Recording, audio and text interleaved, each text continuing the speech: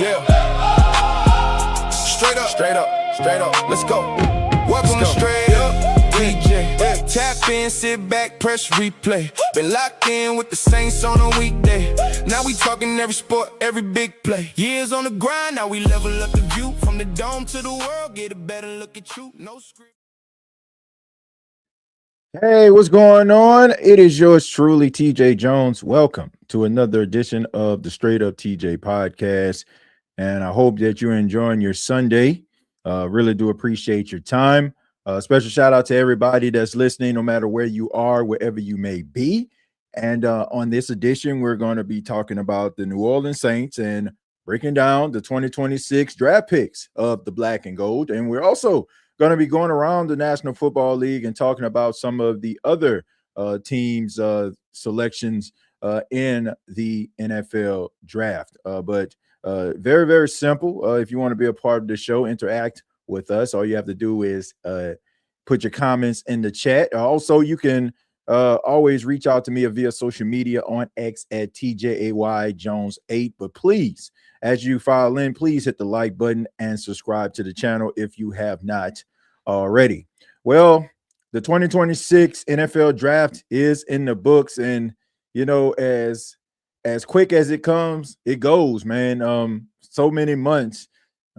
Fans around the National Football League, Saints fans, everybody has done their mock drafts all for the moment of the NFL draft. And some of the selections you probably got right, maybe one or two, but you know, probably have to rip up your mock draft very, very quickly.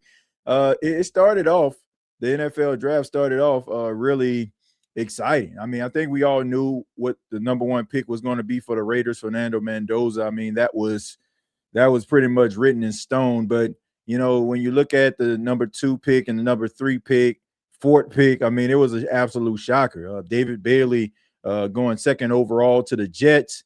Then we seen Jeremiah Love go to the Arizona Cardinals at 3, and Carnell Tate, shockingly, was drafted by the Tennessee Titans at 4. But you know, it was a great, you know, first round to me, you know, because it was so unpredictable. And sometimes, you know, unpredictability is pretty fun, you know, and I think it had a lot to do with the fact that you didn't see too many quarterbacks. You know, Fernando Mendoza and Ty Simpson, those two guys were going to be first round picks. But Ty Simpson, you know, that was a shock to a lot of people, going 13th to the Los Angeles Rams. And we know that Sean McVay didn't seem too excited about it. I don't know if him and the general manager of the Rams kind of got into it, or maybe, you know, the general manager felt they needed to have a succession plan, which I agree with. You know, I know that Matthew Stafford was the league MVP last year, but you don't know how many years Matthew Stafford is going to be able to play. And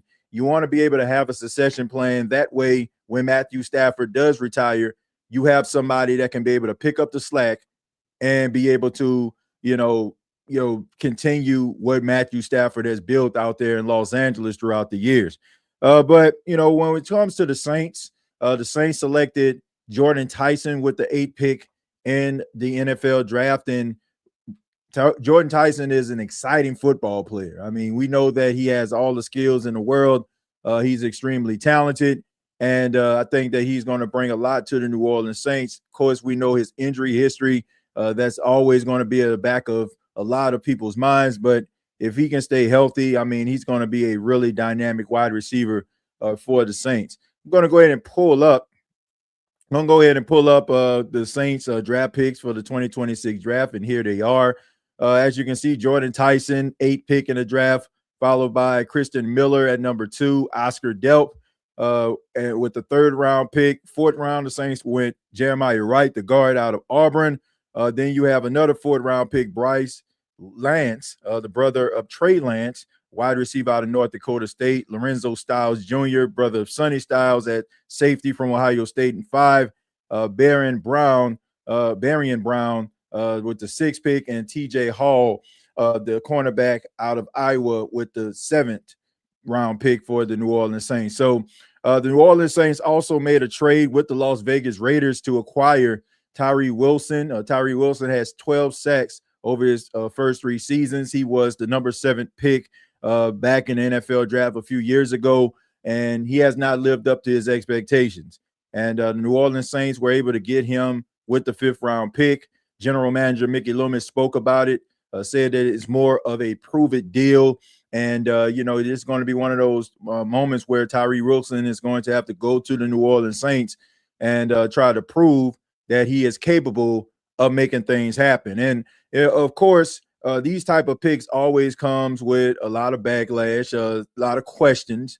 Some Saints fans feel that it was a waste of a draft pick by bringing in a guy who hasn't lived up to expectations. But, if you look around the National Football League and you look at it from an analytical standpoint, I think the Saints win in this case because, when you look, there aren't many 5th round draft picks that are playing in the National Football League consistently. It is a very low probability that a 5th round pick is going to start or end up getting a second contract in the National Football League. But when you look at Tyree Wilson, this is a guy that's going to play for you right away. He's been in the National Football League. He's a veteran, and it's no harm, no foul, because I mentioned if you're a 5th round draft pick, your chances of making a team are pretty slim in most cases, unless like the team like desperately needs you at that position or you just live up to the expectations. Sometimes we look at the exceptions to the rule and we think that it is the actual rule, and that's just not the case. Like, you may have a couple 5th round picks that end up working out somewhere, and now all of a sudden, like, well, look at this guy. Well, look at that guy. Well, those players are what you call outliers. And, outliers are called that for a reason. It's because they don't normally happen the way that everybody expect it to happen. So when you look at Tyree Wilson, if he comes in and he brings something to the defensive line, if he gives you 6 or 7 sacks, then that's great. Versus having a 5th round pick that's probably not even going to be on the team, probably in shorts and t-shirt most of the time, probably in sweatpants during a season on a practice squad. So I like the pick. And it's giving Tyree Wilson an opportunity to prove it. And we've seen that that happened with Chase Young. Now, I'm not comparing Tyree Wilson to Chase Young, but if you want to look at it from a prove it type standpoint, this is a guy that has upside, has really good ability, and it has the capability of making those things happen. But at the end of the day, I like the Saints draft picks, and we'll get into that just a little bit later. We'll talk a little bit about draft grades and my full thoughts on the New Orleans Saints when it comes to their draft picks. But I want to thank everybody that's filing into the chat right now. Got a nice turnout. I really didn't expect to have too many people watching this live because it's Sunday. Everybody probably, chilling. I mean, it's been a long weekend for a lot of folk. I didn't end up going live yesterday, man. I had some friends at the house and barbecued and stuff like that, and just kind of chilled. I watched the draft, but I was just spending most of the time with my family and stuff, and we had a really good time. But just wanted to circle back and talk a little bit about the draft, and appreciate everybody, that checked out the first 2 days that I went live. It was a little bit of a marathon, man. Those 3 hours, they can take a toll on you, but it makes it even more. It makes it fun because you have so many great people in the chat and making it exciting to be able to be, to do those type of things. But I really do appreciate you all. Once again, for those that may not know, just rolled up on the channel. My name is TJ Jones. I've been doing podcasting since 2018. Started off with the State of the Saints podcast covering my hometown team, the New Orleans Saints. And, we just end up switching the brand up a little bit. Straight Up TJ is underway. But we're talking about not only the New Orleans Saints, but we're talking about the entire National Football League. So thank you all for being here. I ask that you hit the like button and subscribe to the channel if you like the content. All right, let's go ahead and read some of your comments, and then we'll talk about my thoughts about the 2026 draft for the black and gold as well as the NFL. But feel free to put your comments in the chat what you think about the 2026 draft. We're going to be giving draft grades a little bit later in the show. But it says, so what up, boy? I give the draft a B+. I'm excited for these boys to contribute. Says, I'm not mad about it. Says, good morning. Kellen Moore redoing the whole wide receiver room in one draft. Says, Kellen Moore said, we finna get right. Says, good afternoon, TJ, everyone of the Who Dat Nation. Says, Caleb Downs going to be wearing a gold jacket one day. Yeah, that guy's talented, man. Undrafted free agency time is now. Yeah, man, the Saints got some pretty talented, undrafted guys, man. I like Tyrone Malone Jr. out of Ohio State, interior guy, super athletic, former baseball player too at Ole Miss. I'm excited to see what he can do, and hopefully he can make the team. Let's see. I did what they wanted. The perfect line, an antithesis of being suspended. Yeah. Says 3 months until the season. Kinda. Says Garrett Nussmeier fell asleep far as he did is surprising, but I felt it would happen. Yeah, I was shocked about Garrett Nussmeier not being not being drafted, at least in the first 5 rounds. For him to fall, what do you got drafted in the 6th round to the Kansas City Chiefs? Number one, I think that's a good spot for him being under Andy Reid, and number two, it just shows you the unpredictability of the National Football League. When prognosticators and scouts feel like they got these teams figured out, they don't. Tyson could easily win Rookie of the Year. Yeah, he has Rookie of the Year type talent, man. He could possibly win Rookie of the Year. Says agreed on Tyson, and with our deep ball game, he is going to shine. Says if Tyson is locked in, he can win Rookie of the Year. I just want him to stay healthy. I mean, if he can contribute, and even if he doesn't win Rookie of the Year and he has a really big season, I think that would be great. But at the end of the day, I just want to see this guy stay healthy. Says, saw you went live, so I'm here. After you was leaving church. Yeah, I appreciate that, Jerry. Thank you for that. Says, I've been going back and watching his game, and my biggest takeaway is his quarterbacks were horrible.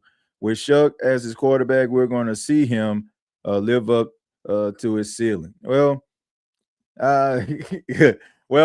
the quarterback that was throwing to him last year is the quarterback of the LSU Tigers. So, I want to say that if what you're saying is true, then it's going to be a rough year for the LSU Tigers, right? Says, I love the backdrop, TJ. I appreciate that, man. Appreciate it. Says, congratulations on your growth as a podcaster. Well, thank you, man. Thank you for that. But none of that happens if it wasn't for like great people like yourself and so many others tuning into the channel and helping this channel to grow. But let's go ahead and get into it, folks. I'm going to give my thoughts on the New Orleans Saints 2026 draft. What are my thoughts about this? Number one, I like the fact that the New Orleans Saints were aggressive on the offensive side this draft. It seems to me that they believe in Tyler Shuck, and they want Tyler Shuck to have a really big year. They saw what he did last year with minimal talent, and now they're trying to give him different types of wide receivers that he can actually throw to. The Saints drafted 3 wide receivers in the NFL draft this season. I mentioned Jordan Tyson, Bryce Lance, and Barian Brown, the kick returner out of LSU. So, it's very obvious that the New Orleans Saints are trying to improve their offense. They're trying to be more explosive. They're trying to flip the field. When you think about Barian Brown, a really good kick returner, a very dynamic guy, he's one of those players that can provide a little something that Rashid Shaheed provided to the New Orleans Saints. And you think about Bryce Lance, he is a guy who had back-to-back 1,000-yard seasons at North Dakota State. He was the first of that in their entire school's history to do that.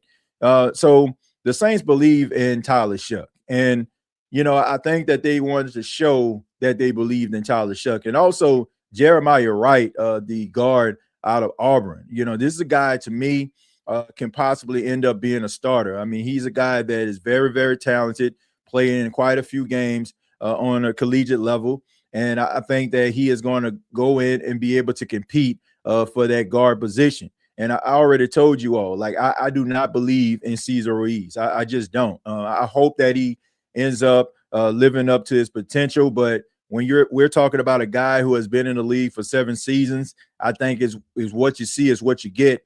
And I think the New Orleans Saints That's what they believe as well. I guess they figure if Cesar Ruiz comes in and his head is on straight and he plays much better, then it's a plus for them. But I don't think that they are going into the 2026 season believing in Cesar Ruiz as their starting right guard. I think that the New Orleans Saints are going to push Cesar Ruiz. They're going to have different guys rotating in that spot. I don't think that it's just going to be Cesar Ruiz's job and it's going to be set in stone. I think that you're going to see some rotation at that position. I'll be shocked if you didn't. Once again, I like the fact that the New Orleans Saints are putting an emphasis on the offensive side of football. I like the fact that the New Orleans Saints are believing in Tyler Shuck and his ability to be able to help this team elevate and be a top contender in the NFC South. Now, I do have something to say to those Saints fans out there that's being very critical of the New Orleans Saints selections and getting these wide receivers. I just say that these are the type of fans, to me, it just seemed like they're just very hard to please. Because last season, the New Orleans Saints did not draft any wide receivers at all. And then all of a sudden, it was just a bombardment on the timeline of individuals that are Saints fans talking about how the New Orleans Saints didn't address the wide receiver position. Oh, what you going to do at wide receiver? Saints don't have no wide receivers, yada, yada, yada. And then this past off season, prior to the draft, all we heard was, oh, the New Orleans Saints don't have no dogs in the wide receiver room. They need to fix this wide receiver room. Now the New Orleans Saints have done just that. They put an emphasis on bringing in some guys with different type of skill sets and abilities, and now that's a problem. Well, I say that to say this. Number one, if you think that the New Orleans Saints should have drafted, let's just say a cornerback at a certain spot, well, maybe they should have. But what would you rather for the New Orleans Saints do? Just basically draft a cornerback for the simple fact of drafting a cornerback, or would you want them to stay true to their draft board of forcing the issue? The worst thing you want to do if you are a front office is force the issue, bringing in someone that you're not sure about versus somebody that you are sure about. The New Orleans Saints are telling the entire Who Dat Nation, in my opinion, based on where they drafted the cornerbacks, that they believe in his cornerbacks. They believe in the cornerbacks that they have in a room. Yeah, these guys may not have the sexiest names, but at the end of the day, if we're talking about a fourth round or a fifth round cornerback coming into your secondary, they're still going to have to prove themselves the same way that Quincy Riley had to prove himself, right? Or any of these other guys. Ernest Sinker had to prove himself. It's just the fact that it's fresh and it's brand new. But just because a guy is fresh and brand new doesn't mean he's going to change the misfortunes of your position. Just for the simple fact that, oh, you got yourself a linebacker out of Texas Tech or something. That doesn't mean that he's going to be the best linebacker on the team. That guy still is going to have to come in and prove himself. And maybe the New Orleans Saints believe in their secondary. Maybe they feel like they have a plan. Maybe they look around the other positions and they feel like they need to be able to get stronger at those positions. But no need for you to go out here and try to push the issue because you wanted the New Orleans Saints to draft this guy or that guy. When I'm looking at the New Orleans Saints, I'm looking at Oscar Delp, who they brought in, a guy who, if you look at his stats, he had 21 receptions last season at Georgia, but it's the fact that Georgia did not put an emphasis on throwing the ball to the tight end. Now, when Brock Bowers was there, they threw the ball to him quite often because, he's a receiver / tight end. And Oscar Delp, to me, is going to be a much better pro than he was a collegiate player. They just didn't give him the opportunities at Georgia. But I guarantee you, Oscar Delp is going to be a really good football player for the Saints. He'll probably start out on special teams because based on the depth chart, but when he gets his opportunity, I guarantee you he's going to end up being a fan favorite. The New Orleans Saints are trying to get better on the offensive side of football. They are trying to put things in place to make Tyler Shuck a better football player. The New Orleans Saints are also trying to get better defensively.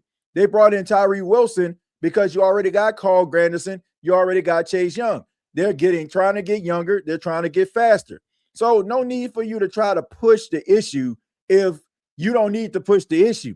Lorenzo Styles is a really good, solid special teams player. Probably going to end up being a really good gunner, a guy that you can count on special teams. And then you got TJ Hall, who is not the fastest guy in the world. I expect for maybe the Saints to try him out as safety, but he's a guy that played a lot of games at college, played at Iowa, really smart football player. So just the fact that you don't probably know these guys like that don't mean that they don't have the capabilities of playing. And you also have to look at the fact that the New Orleans Saints are pretty deep when it comes to their roster. So a lot of these positions are going to be filled. And a lot of these positions, the New Orleans Saints probably have seen some of these guys develop and they believe in them. So just because the Saints didn't go out here and draft Jermon McCoy or didn't get Keontae Scott, the stars didn't align that way. That doesn't mean that all hope is lost. I'd rather the New Orleans Saints fix this offense when we seen this defense actually look pretty doggone good.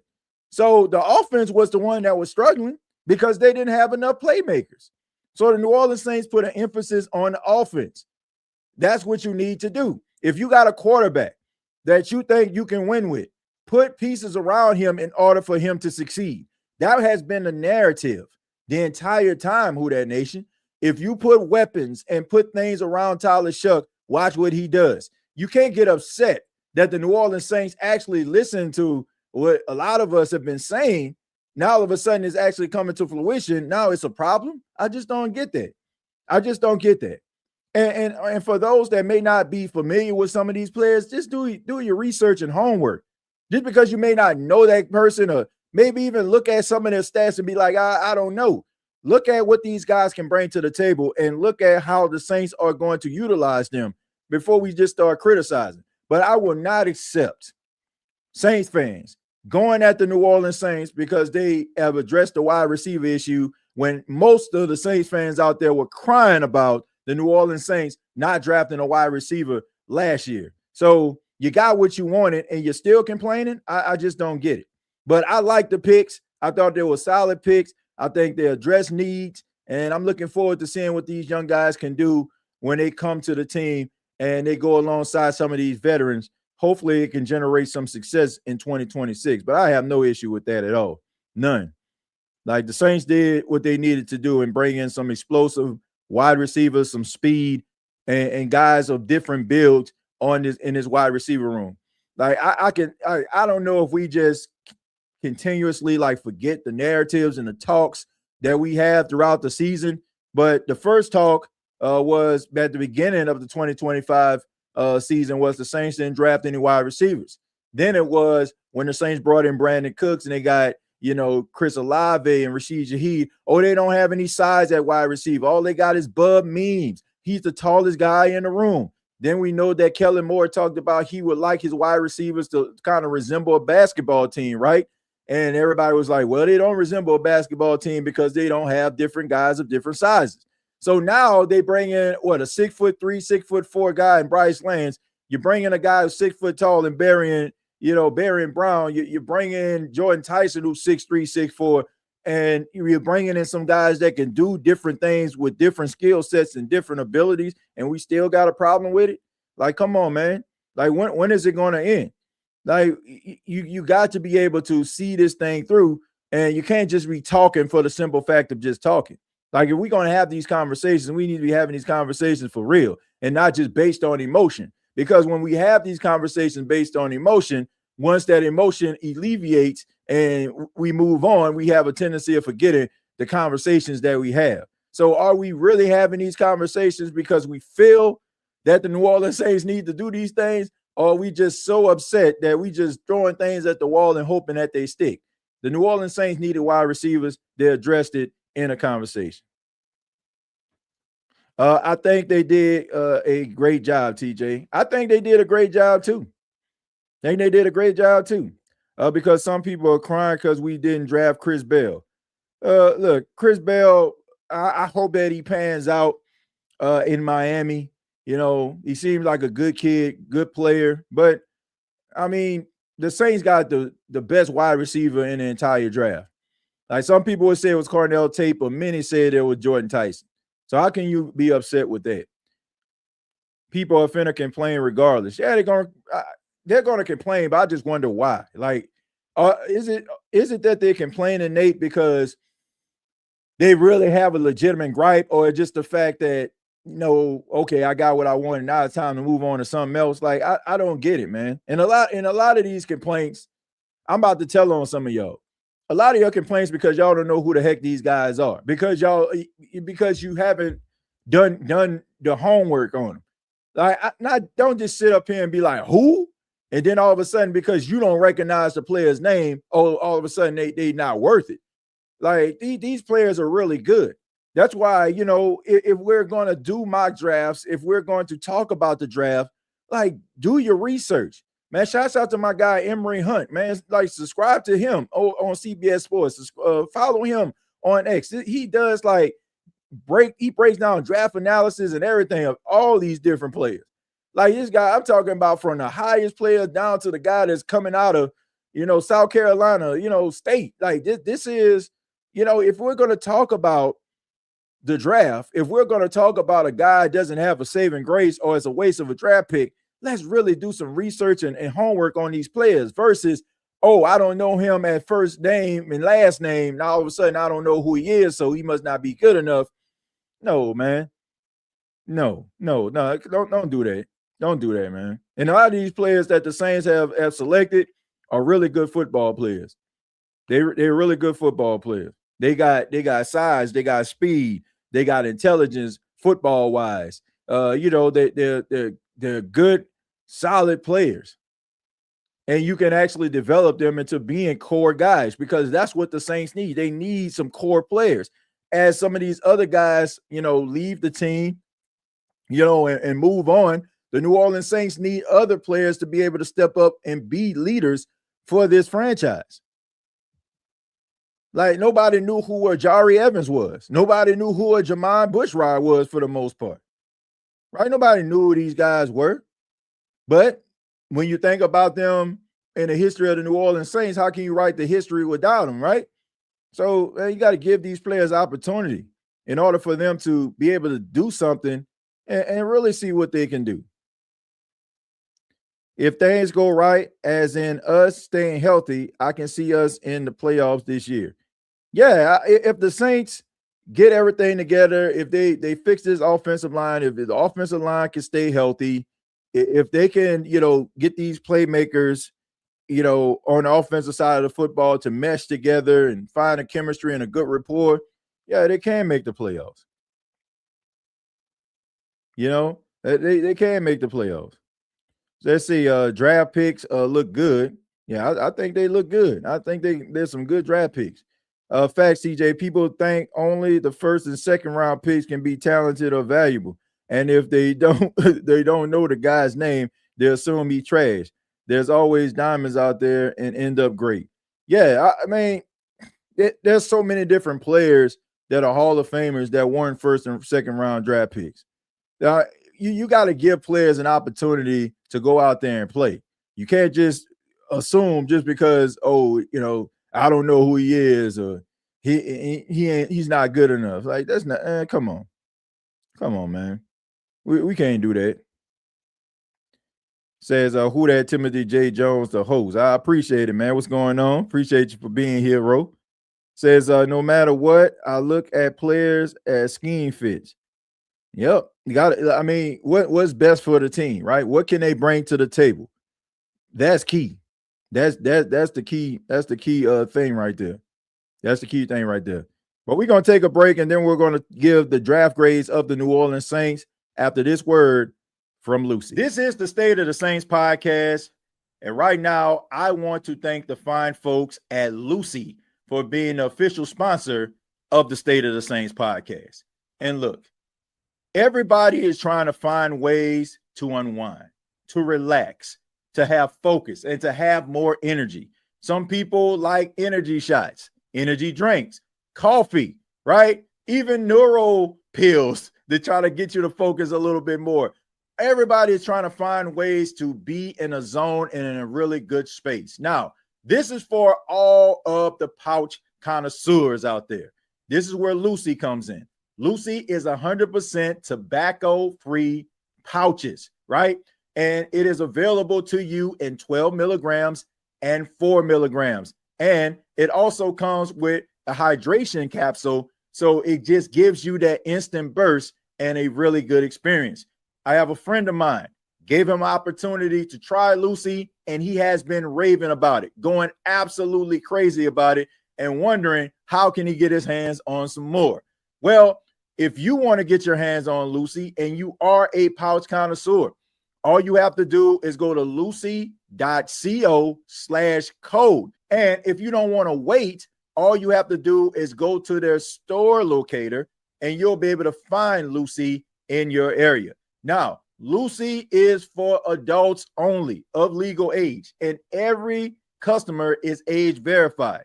This product contains nicotine, and nicotine, as we know, is an addictive chemical. All right, so make sure that you use responsibly. But once again, want to thank the fine folks at Lucy for being an official sponsor of the State of the Saints podcast. And if you are a pouch connoisseur, once again, go to lucy.co/code to get 20% off on Lucy. Thank the fine folks at Lucy for being an official sponsor of the State of the Saints podcast and the Straight Up TJ podcast. All right. All right, we got some little bit of breaking news. The New Orleans Saints have signed edge rusher Anthony Jennings. Anthony Jennings, of course, pretty sure a lot of you know him from the New England Patriots. He was a third-round pick back in 2020 out of Alabama. He is a two-time college football national champion. He was a first-team All-SEC. He has a total of 217 tackles, 7.5 sacks, 2 forced fumbles, 2 fumble recoveries, and 3 pass deflections throughout his career. And, you know, he's 6'2", 255 pounds. And this is a guy that can definitely bring something to the table for the New Orleans Saints. He's played in a total of 75 games. He has started in 40. So a good rotational guy right there, Anthony Jennings. And, you know, this is the type of player that, you know, that I mean, I've watched him quite a bit. Him playing for the Patriots, man. He's a guy that flies around the field, has a really good motor, and you know, this guy that can come in and you know bring something to the table, especially when it comes to the pass rush. So Anthony Jennings signing with the New Orleans Saints, and with these signings, man, you have to wonder, will the New Orleans Saints bring back Cam Jordan? And it's looking less and less probable, especially like when you think about them bringing Tyree Wilson in. And also bringing in a guy like Anthony Jennings. So this doesn't look very promising when it comes to Cam Jordan returning to the team. I could be wrong, but when you're trying to get these young players, you know, Anthony Jennings, 28 years old. I believe Chase Young is 27. Carl Granderson is about 28, you know, and Tyree Wilson is 25. So this is a young football team on the defensive side of the football. So it might be the writing on the wall, unfortunately, but we'll see. We'll see. But Anthony Jennings signing with the New Orleans Saints, and I think it's a really good addition to the team nonetheless. Go ahead and switch gears here and be a part of this. Be a part of this topic. Be a part of this topic. We're going to be giving out grades for the New Orleans Saints. So what grade would you give the black and gold? Now, I already talked about liking the draft picks. I like the direction that the New Orleans Saints have went into, despite the fact that, you know, some people felt like maybe they needed to address the cornerback position early. Maybe they should have, but, you know, when I think about, you know, fixing this offensive line, when I think about adding weapons for Tyler Shuck, I think that is a priority. And it also showed you what the New Orleans Saints priorities were in his draft, and that is to get Tyler Shuck some freaking help. Number one, to alleviate some pressure off of him by signing Travis Etienne. And, you know, hopefully, you know, Alvin Kamara can come back and be a part of that rotation. I think looking at the New Orleans Saints and what they didn't do at the running back position, I think it pretty much said that they still expect for Alvin to be on the football team. I mean, they signed Ty Chandler, but I don't expect for him to kind of be in the rotation like that. Devin Neal, I still believe in that kid. I think that the Saints will find a way to utilize him. So I just think that Alvin and Etienne is probably going to be your 1-2 punch. and maybe Devin Neal coming in and at third. Kendre Miller to me is probably going to be the odd man out. All those years of being injured and not necessarily being a Kellen Moore guy. He wasn't signed by Kellen Moore. I think that more than likely he'll probably end up being the guy that gets cut. But all in all, I'm looking at the New Orleans Saints, looking at the draft picks. I got to give the Saints an A-. I got to give them an A-. I think that they address some needs. I think that they got Tyler Shuck some help. I think that they got themselves some young, good special teams players. And also, I also feel like they got themselves some guys that can be flirting around being a part of the starting rotation at wide receiver. I think that Oscar Delp is going to be a really good tight end. I think that Jeremiah Wright is going to push Cesar Ruiz. And I also just believe that this team has found a really good special team, a good special teams ace in Lorenzo Styles Jr. In the future. So I got to give him an A-, man. I mean, I wouldn't be objective to a B, but I'm gonna just give him an A- based on the aggression and some of the things that were unconventional of the New Orleans Saints. I mean, we seen them sign some Georgia Bulldogs. We seen them, draft Georgia Bulldogs, draft LSU players, something that they normally don't do. So the Saints are kind of stepping out their comfort zone. So I'm gonna give them an A-, man, for the effort. So let me know what you all think about it. What do you give the New Orleans Saints when it comes to draft grades? Says Kendre hamstring. Don't follow him into the season.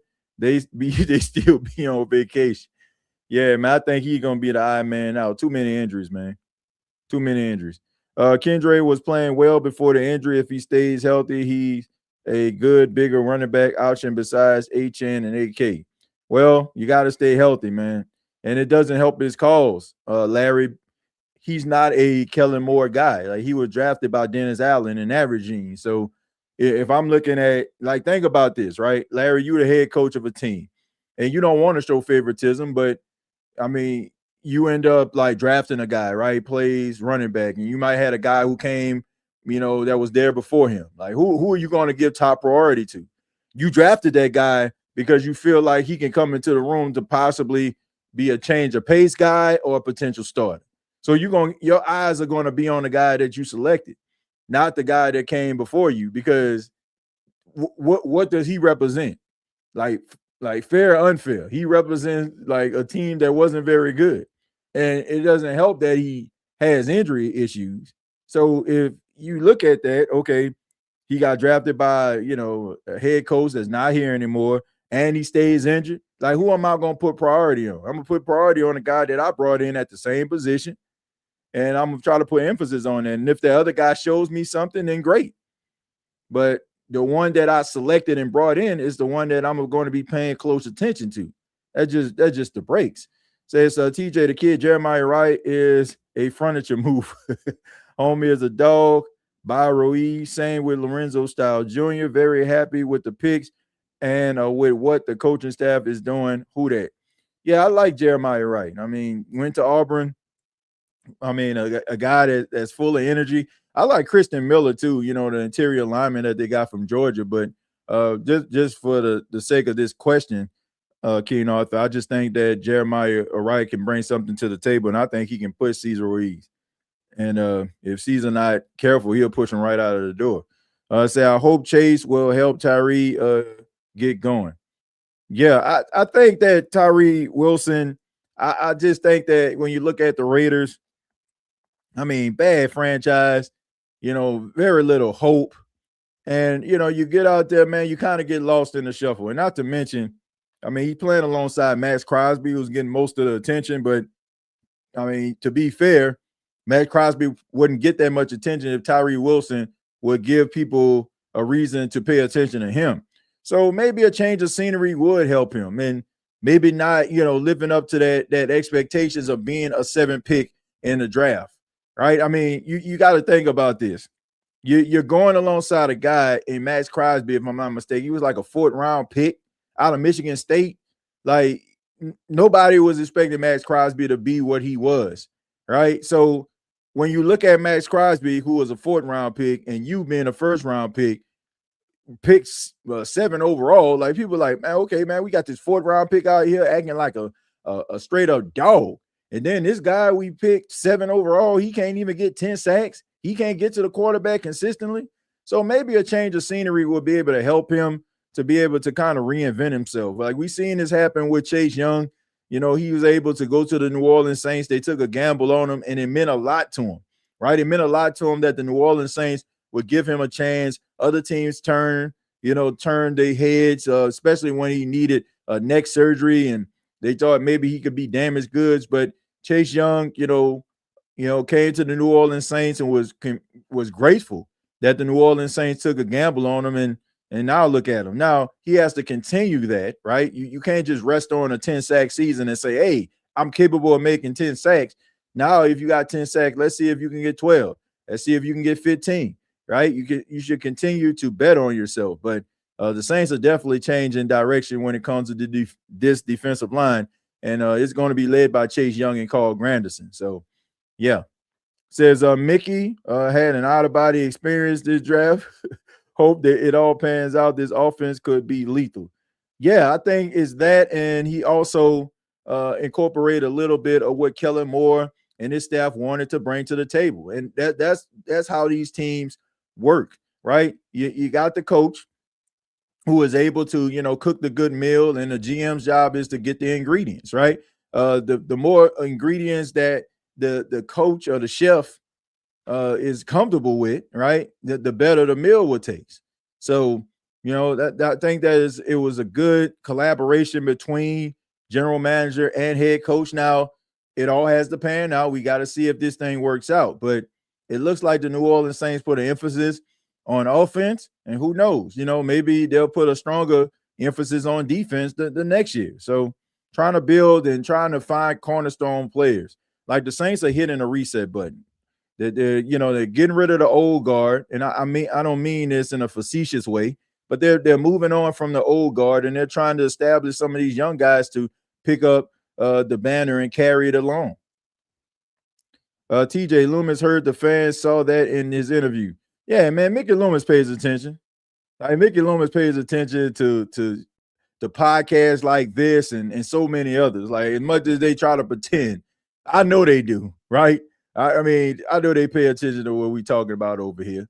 I mean, Mickey is all right, man. I know I'm entertaining. I mean, I would watch me too, Nah, I'm just joking. But nah, they pay attention. They got to pay attention to the pulse of the Who Dat Nation. They got to pay attention because, like they got to know how fans feel. They got to know how individuals feel. Excuse me. I got to drink some water.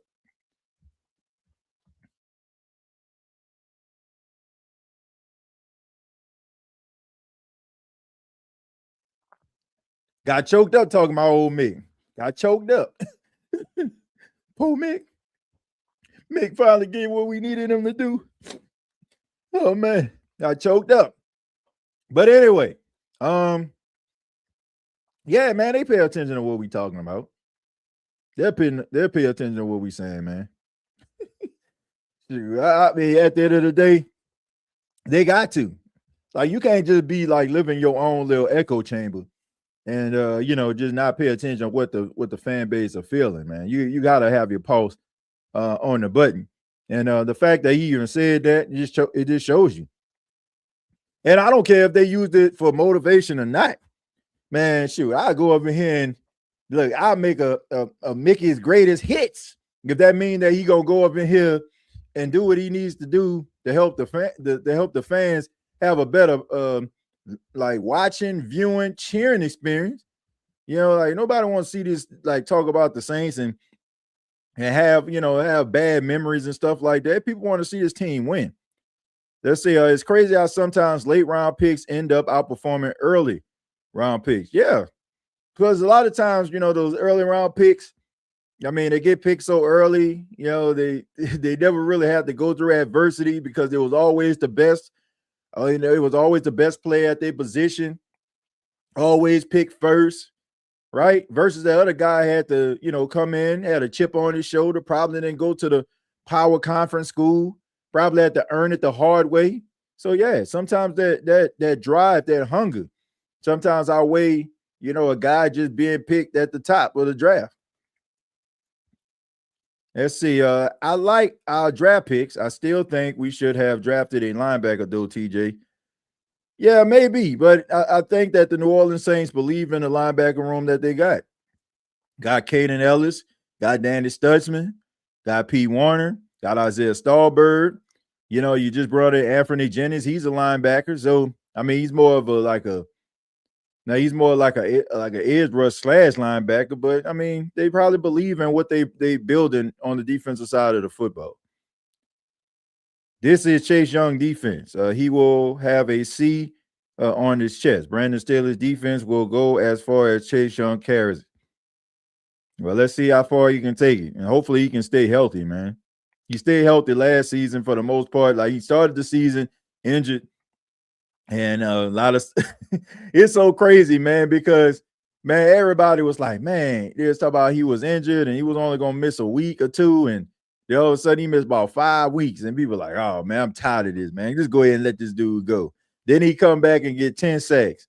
And then all of a sudden, like, now everybody relying on him. It's amazing how much narrative changed, over the course of time. Like, not, when we were talking about, Cam Jordan, should the New Orleans Saints bring him back, right? And, people at first, if you would have said this before the 2025 season, man, I think it's time for Cam to go, man. He's been a bold soldier. Then all of a sudden he had 10 sacks. Man, what the Saints doing? They need to bring him back. It's amazing how narrative changed. Like I said, a lot of like takes be based on emotion, like, and not much logic, But hey, let's see, a Falcon fan in the chat. So we got a Falcon fan in here. Let's see, Delt will flop like Kobe Fleener signing. Well, look, I don't believe it. I don't believe that he's gonna flop. Just messing around. Hi, it's Sunday. I don't think that Oscar Delp gonna flop. I don't. I don't think he's gonna flop. And I think that he's gonna be a really good player. But speaking of Falcons, man, like, who would have thought, Harold Perkins would have been drafted by the Falcons? That's funny at the end of the day. And it's also funny. All right, I know, like, a lot of people be giving me like a hard time, and it's funny, right? Because now it's like they got this whole like clip and comment from Harold Perkins that said, like, he loved the Saints, but if he don't get drafted, if they don't get him, he's not a Saints fan no more. And people keep on putting that out there, right? People keep putting that out there. I want people to understand, like, I'm actually the person that asked him about the Saints. And that was the response he gave me. I actually asked him that question about what would happen if he was to be signed by the Saints. But, but people taking that, that take now that he playing for the Falcons, especially like the Falcons, like they put that on their social media page. Like, I'm not a Saints fan no more. So I'm like, yeah, but I'm like, I wonder who asked him that question. But that was me. It was me. It was me all along. Yeah, I asked him that question at the combine. TJ, if the average total amount of sacks on defensive line for the year is between 38 and 41 for elite defensive line, how do you think that workload needs to be spread out among the starters? I don't think it needs to be spread out among the starters. If everybody getting it, like that year where the Saints had a really good season, I think Cam Jordan had 15 and a half sacks. Trey Henderson had 13 and a half. I think Sheldon Ranks, I think Big Ranks had about a 7 or 8. Like, I just think, man, if guys are getting it, you got your top guy flirting between 12 and 15. You got your other guy like at the probably below him, like that, just say Granderson, messing around with 12, 11 or 12. It's possible. And then you incorporate like all the other guys to kind of get in there where they fit in. Yeah, that's not hard to attain. That's not hard to attain at all. If you got a dog on your defensive line, the one that's leading the pack, so to speak. Let's see. I'm loving the Styles Jr. pick. Yeah, I like it too. I like it as well, man. Let's see. I can see Styles as a gunner with that speed. Oh yeah, Styles is he's going to be the gunner. Like, I think that's the main reason why the Saints drafted. Now you know why I be bashing Falcon fans every time. Let's see. Yes, 80s baby says I think Delp can be a good tight end, especially in a more pass happy offense compared to when he was at Georgia. I keep saying this because I believe it. I think he's going to be a much better pro than he was a collegiate player because it wasn't his fault that he wasn't getting the football. That's just the way Georgia actually ran their offense. Can Delp be Josh Hill 2.0? I think he can be better than Josh Hill. TJ, do you think Delp can be one of the best tight ends in the NFL if given the opportunity to start? I don't want to say that he'll be one of the best in it, like NFL, like elite tight end, but I think that he can be a really solid tight end. Like, you know how you got your elite guys that's out there that they talk about, like your Brock Bowers, like your I'm trying to look Trey McBride. I'm trying to look at some of the younger guys right now. I mean, Travis Kelce, you can throw George Kittle in there. Like, I don't think he can be that. Like I could be wrong, but like that next tier, like the Dallas Goederts, like the Warrens, like guys that's like they have the capability of being a Pro Bowler, flirting with All Pro, but like they still a difference maker. Like they not like the elite of the elite tight ends, but they can like they just said somebody go down that's elite, they can probably fill that spot. I think he has that capability, man. I really do. I was talking blocking wise. Yeah, he's a really good blocker. I mean, he's a really good blocker. I mean, we know how Georgia like to run the football. Like he was instrumental in it. See, Delp try turning into a Jimmy Graham type of tight end would be something. I don't know if he'll be Jimmy Graham. I mean, he's not 6'7", but yeah, I think he has the talent and ability to be a extremely talented tight end. Though he has wide receiver like athleticism about himself, and he can block. I know Kristen won't give us those Georgia nightmare Jonathan Sullivan gave. Nah, I mean, Georgia been knocking them out of the park as of late. So, I think that they are far removed from the Jonathan Sullivan experience. I mean, we know that their interior linemen that they've been bringing into the league, these guys have been panning out. So, Delp is a monster over the middle. Shuck is like the middle of the field. Defenses hasn't covered middle because of the quarterback. Yeah, I mean, I think that it would be a good pickup. I mean, Saints still got Noah Fant and Juwan Johnson, though. TJ, I believe that this draft showed us that they have confidence in Kool-Aid and Quincy Riley at cornerback. Yeah, I mentioned that. Like that, I mean, sometimes the draft can tell you everything that you need to know about a certain player. Like, I hate to say it. I hate to say it, but last season draft, you know what it told me? It told me that the New Orleans Saints didn't too much believe in Spencer Rattler as the quarterback because because if they did, they would have did the same thing that they did this season.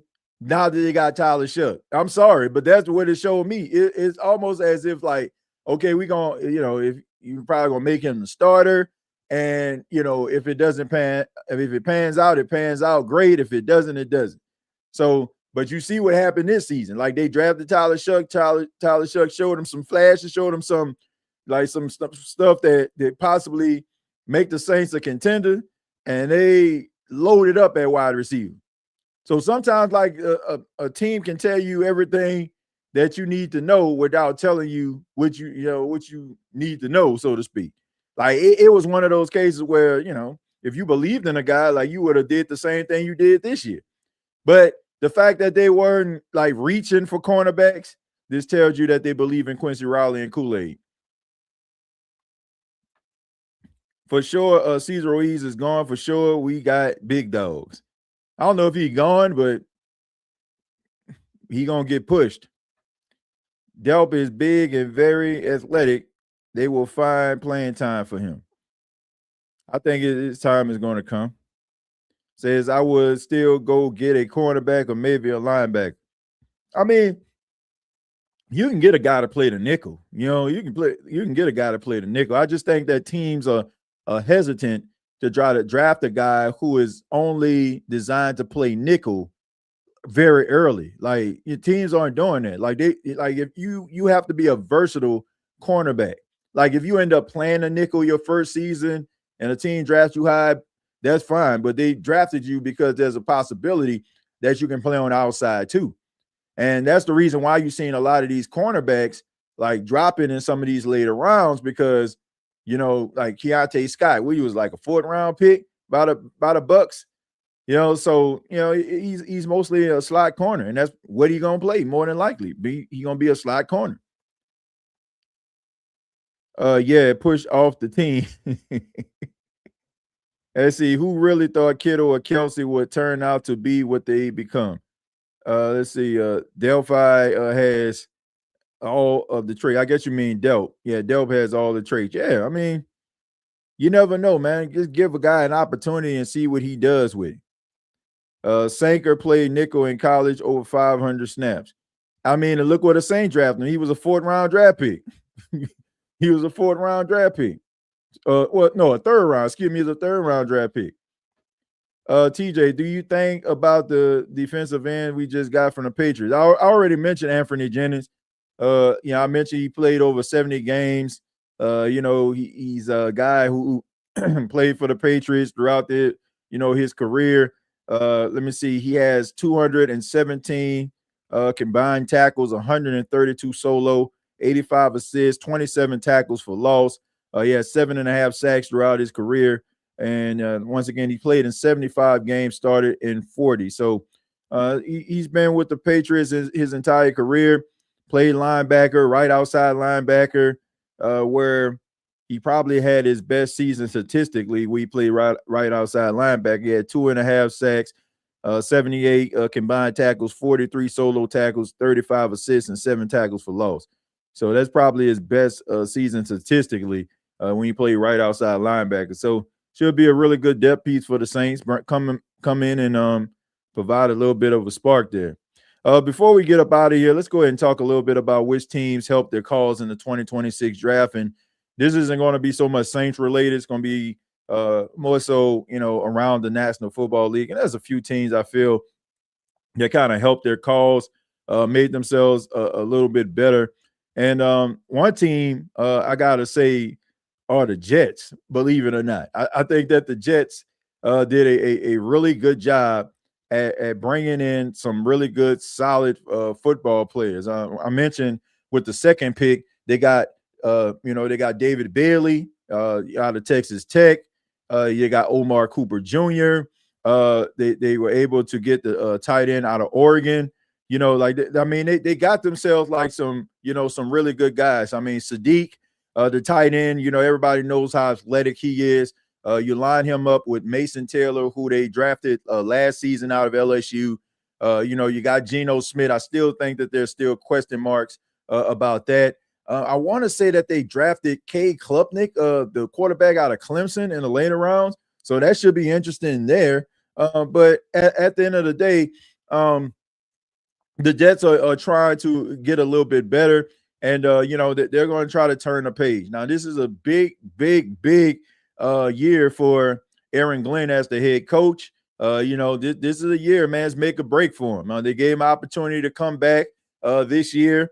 But we all know if he doesn't pan out and things start off a little rough, he might end up not surviving the season. But the Jets really did a good job. I would give them an A+ for their draft, man. I mean, but you gotta honestly say that no matter what the Jets draft,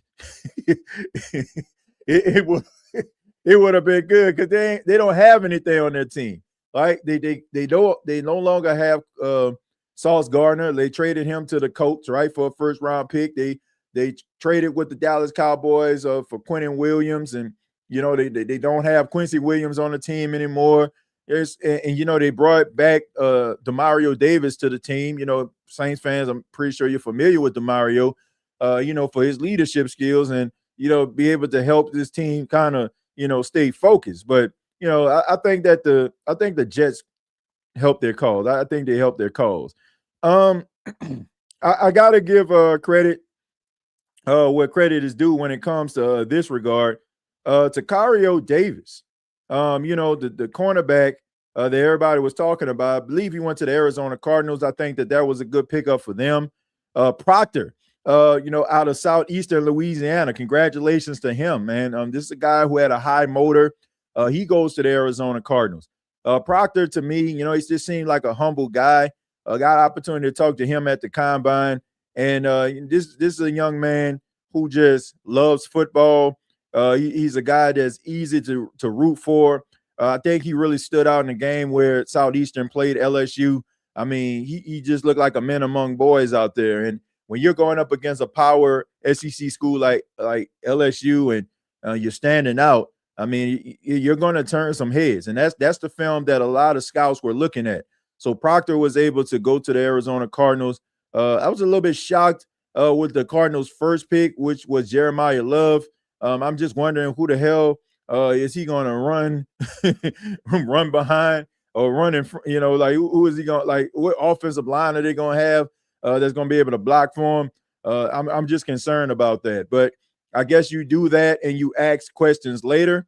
You try to get the best players that you possibly can on the team and try to see where you go from there. But I think that the Cardinals. I think that they did a good job. I think they did a good job getting some players in there, that can provide a spark. Just looking, at the, just at the list. I'm trying to pull it up here. Proctor was one of the names. Jeremiah Love was another. I think that those type of players are going to help, the Arizona Cardinals kind of get themselves out of the situation they're in. They got Chase Personis, the guard out of Texas A&M, who I was extremely high on, and also Carson Beck, quarterback out of Miami. I think that Carson Beck can end up starting by the end of the season.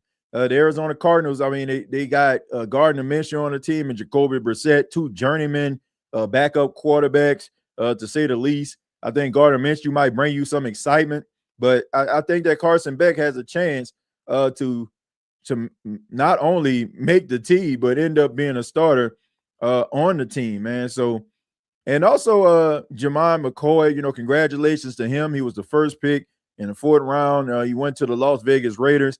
This guy would have been a first-round draft pick if it wasn't for some medical issues.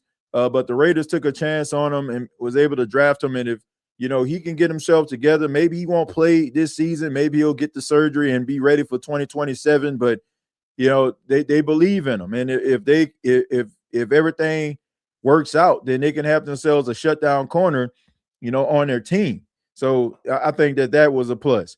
Another team I think that really kind of helped their cause is the Miami Dolphins. I think the Miami Dolphins came out and did a really good job. They started very early. They got a Kalen Proctor out of Alabama, big, left tackle. You got Chris Johnson, a cornerback out of San Diego State, very highly touted. Jacob Rodriguez, a leader at the linebacker position out of Texas Tech. Caleb Douglas, the wide receiver out of Texas Tech.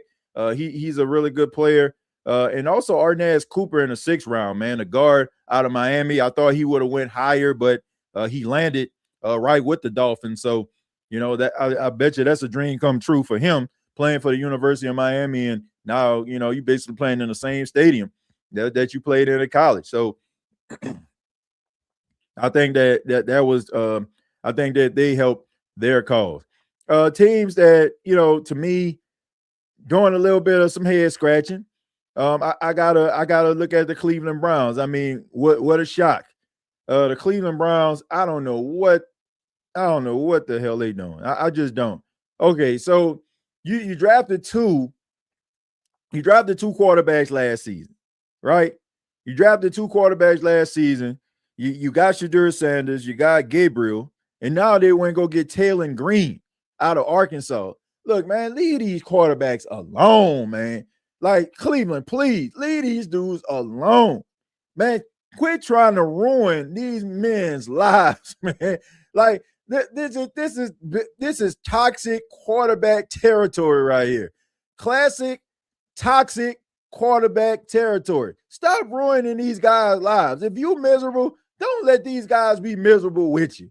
Like, allow these guys to go out here and find a team that can do right by. But I mean, I will give him credit. I mean, Spencer Fano, that was a really good pick by them. KC Concepcion out of Texas A&M, probably going to be a special teams guy, but really good slot guy. They got Denzel Boston. I think that was a good pickup as well. But my goodness, leave these young men alone, man. Please, please leave these guys alone. Let these young men live up to their full potential and go to a team that's going to do right by them. Stockpiling quarterbacks for what, man? For what? You got Deshaun Watson. You got Gabriel. You got Shadur Sanders, and now you got Taylor Green. Why? Why are they doing this to these young men? I just don't understand it, man. Cleveland, like, man, my goodness. I know on one hand, Taylor Green was excited because to be drafted, I mean, that's a dream come true, but knowing that you're going to Cleveland, the mistake by the late, man, that they got it, like, knowing that it's just quarterback purgatory, man. But those are the teams I feel like kind of helped their cause. But Cleveland, what the hell are you doing, man? Leave these quarterbacks alone, man. Leave them alone. Leave them alone. I'm going to take a few more comments, then we're going to go ahead and get up out of here. It says, I think Carson Beck was a pretty good pickup. Yeah, I think so too. Oh, yeah, and I want to mention Drew Aller as well, man. Drew Aller being drafted. Now, it's so crazy you mentioned Carson Beck and you mentioned, I'm mentioning Drew Aller. Like, y'all remember like a couple of years ago, like these two guys were like the toast of the town. Like we were talking about, oh man, this guy's going to be drafted first pick overall, Carson Beck, Drew Aller. I mean, now you got Drew Aller. I mean, late round draft pick. I'm talking super late. And then you got Carson Beck, like, man, like, well, not too late, but, Drew Aller was a third round draft pick. I believe Carson Beck was like a third round draft pick, but these guys were projected to be like top picks in the draft. Top picks. So, but who knows, man? Maybe that's the chip that they need in order to turn things around for themselves. I agree how they are treated. The position of quarterback needs to be considered a human rights abuse.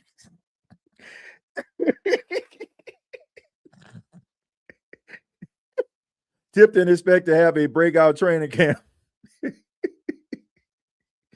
Oh, man, ain't it though? I said, call it the Brandon Coleman Award. I call it the Brandon Coleman Award. The person that has the breakout camp. They call it the Brandon Coleman Award. That's what we're going to start having, ladies and gentlemen. We're going to have the first annual Brandon Coleman Awards, which means we're going to be giving that award to the best camp guy. Because y'all remember, man, Brandon Coleman was going to break out every year. Brandon Coleman, man, y'all seen that kid, Brandon Coleman? Brandon Coleman caught two pass over three guys. Looked like Megatron out there. And then when he get in the game, can't play dead in a Western movie. Boy, I tell you what. So we about to have ourselves the first annual Brandon Coleman Awards, ladies and gentlemen. All right, that is going to be given to the best camp player on the team. Happens every year, ladies and gentlemen. Happens every year. A highly touted camp guy comes out every year, man. Be on the lookout for him. Putting bolos out. But when it's time for them to play, I ain't going to do Mason Tipton like that because Mason Tipton turned up in that preseason game. I remember what that game versus the Jaguars, man, he was out there looking like Antonio Brown or something. But happens every year, ladies and gentlemen. It happens every single year. Says, when the next NFC South Roundtable, TJ, you and I got a super chat troll, TJ.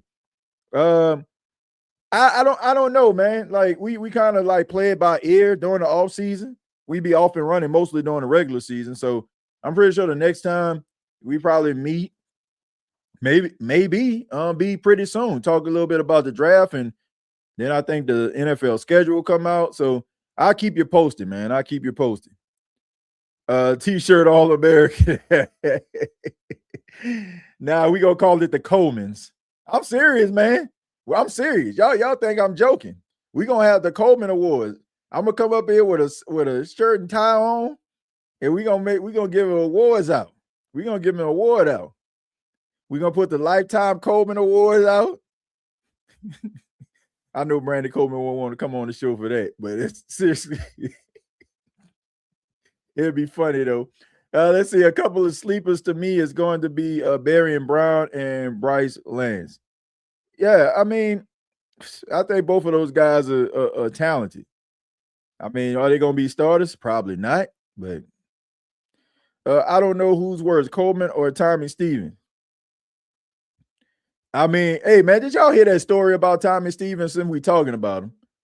Did y'all hear that story about Tommy Stevens? So for those that don't know who Tommy Stevens is, I can't too much blame you. He didn't play for the Saints long. I believe he was like a 6th-round pick for the Saints that year where the Saints only had like 4 draft picks. But he ended up being drafted by the Saints out of Penn State, and they thought maybe he can be like Taysom Hill 2.0. But there was a story that came out about his ex-girlfriend. Of course, y'all know that Stevens, you know, he got drafted during the time of COVID-19 where people supposed to be socially distancing and stuff like that. And he was dating this girl, and I think he ended up wanting to break up with her. So she ended up calling the Saints organization and was snitching on the dude, talking about he wasn't socially distanced. Like, yeah, that was just crazy right there, man, trying to get this man fired. I mean, his football play would have did it on his, like, form, you know, anyway, but I mean, that's just cutthroat right there, man. That's why you got to be careful, man. You got to be careful out here who you align yourself to. Everybody that say they for you are not for you. They just trying to get something out of you sometimes. But that was just cutthroat right there. When you said Tommy Stevens, Dalton, that just made me think of that story that I just heard. It said, yeah, Stevens didn't even make the roster immediately after being picked. Yeah, he was supposed to be like the next Taysom Hill. And more like ZZ Hill. A little bit of down home blues. Coleman actually did something and could block that Adrian Ayrton award or Andy Tanner. Well, look, Adrian Ayrton, they just had high hopes for him. I ain't hearing them coming out of camp. They just wanted him to be like, oh man, this dude was supposed to be Randy Moss or something. So they were trying to hype him up. And it was a couple guys over the years. Like it was Adrian Ayrton. They had this guy named Anime Ojo, right? He was about 6'4", 220. Like, man, it was a bunch of guys that did a hype up. Brandon Coleman, his last season with the Saints was probably his best. They finally found some way to use him, and it was like in the red zone. And he was like he was eating in the red zone. But yeah, every single year. I mean, who's that other guy? Who's the other guy? He was playing for the Saints. I know his first name, Emmanuel. I can't think of his last name, but they were trying to hype him up. Dude he was out of a school out of Arizona. Like they were trying to hype him up. Like he had like one big camp against the Chargers. Then all of a sudden, like everybody was talking about him. Like they were trying to give him the Brandon Coleman Awards. Yeah, Emmanuel Butler. Thank you, Ro. Thank you, Ro. Yeah, Emmanuel Butler. Like they're trying to hype him up. Yeah, every year there's a Brandon Coleman Award, bro. Every year they got a Brandon Coleman Award. So yeah, we gonna do the Colemans. All right, we're gonna dress up. We're gonna have our shirt and tie on, and we're gonna do the Colemans. All right, it's gonna be towards the end of training camp, and we're gonna present the Coleman Award to to whoever they said gonna be this breakout stuff. Hopefully they be telling the truth this time, man, because you know. Yeah, but we're going to have the first annual Coleman Awards. Nick Toon was much worse than Brandon Coleman. Yeah, Nick Toon, that was the year where the Saints got all their draft picks taken. I think Nick Toon, he was like a 4th-round pick or something like that. Saints didn't have a pick to the 3rd round. But, I mean, they did have Akeem Hicks, though. You know what I'm saying? They did. They have him, though. He was their first pick. And Sean Payton despised that guy for some reason. But anyway, my final thoughts are simple, ladies and gentlemen. I give the Saints an A- for their grade. Cleveland need to lead these quarterbacks along. And let's see what the Jets can do as they improve this team, it looks, through the draft. But all in all, man, this is what it's all about. The 2026 draft is indeed over.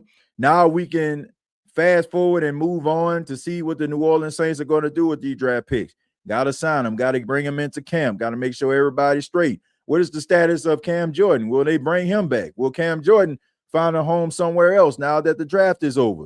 So many questions, and we're going to be getting the answers to them sooner rather than later. But want to thank you all for checking out the Straight Up TJ podcast. Once again, my name is TJ Jones. I ask that you subscribe to the channel if you have not already. Subscribe to the channel at Straight Up TJ. Follow me on X at TJAY Jones 8, and also check out the daily Saints videos that I put out on Bleacher Report daily. Go to Bleacher Report, download the app, and just search New Orleans Saints, and you'll see them, as well as the Straight Up TJ podcast that is available on Yahoo Sports. Thank you all so much, and until next time, I'll see you down the road. DJ, yeah. Straight up, let's go. Welcome to Straight Up TJAY. Tap in, sit back, press replay. Been locked in with the Saints on a weekday. Now we talking every sport, every big play. Years on the grind, now we level up the view. From the dome to the world, get a better look at you. No script.